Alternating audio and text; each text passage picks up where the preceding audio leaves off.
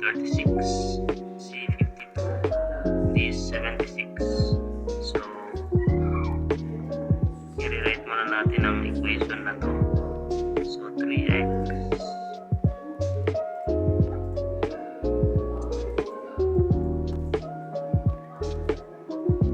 plus 5 equals 13. So, yung pinapahanap is 12x plus 20. So, kailangan lang natin i-multiply itong 3x plus 5 equals 13 both sides by 4. 3x plus 5 equals 4 times 13. 4 times 3x is 12x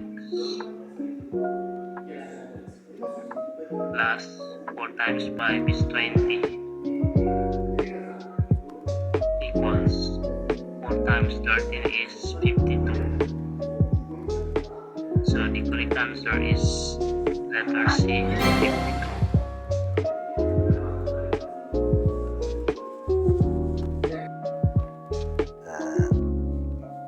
አንደኛውን በኩል ይሆናል የተቀመጠው መጀመሪያ መለየት ያስፈልጋል። ለምሳሌ አሁን እዚህ 3x plus 5 እኩል ይሆናል 13 ነው የሚለው። ስለዚህ መጀመሪያ 3x ሲደመር 5 እኩል ይሆናል 13 የሚለውን እንወስድና ከዛ 3x plus 5 minus 5 ከሁለቱ ጋር 5 እንቀንሳለን ማለት ነው። ከዛ ከ13 ላይ 5 እንቀንሳለን።